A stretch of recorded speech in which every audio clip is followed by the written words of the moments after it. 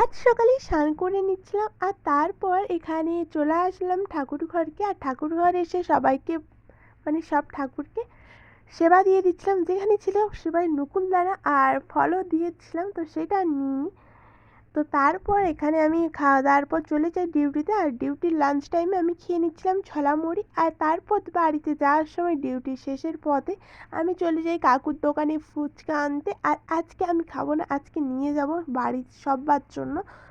তো এখানে আমি বাড়িতে এসে সন্ধ্যা দেখিয়ে দিচ্ছিলাম, তারপর কিছুক্ষণ ধোনাও দেখিয়ে দিই। আর তারপর নিয়ে বসে পড়লাম 3 বোনে ফুচকা। আর ভাগে পেয়েছিলাম 5টা করে। আর তারপর এখানে খাওয়া দাওয়া কমপ্লিট করে নিই। আর রাতের খাবারে ছিল গেঁড়ির তরকারি, অনেক দিন পর গেঁড়ির তরকারি খাচ্ছি। আর এখানে ছিল ঘুষা মাছ ভাজা, তার সাথে ছিল পেঁয়াজ মোড়া। তো চলো ভিডিওটা আমি এখানেই শেষ করি। তোমাদের কেমন লাগলো জানিও, ভালো লাগলে একটা লাইক করে পাশে থেকো। টাটা।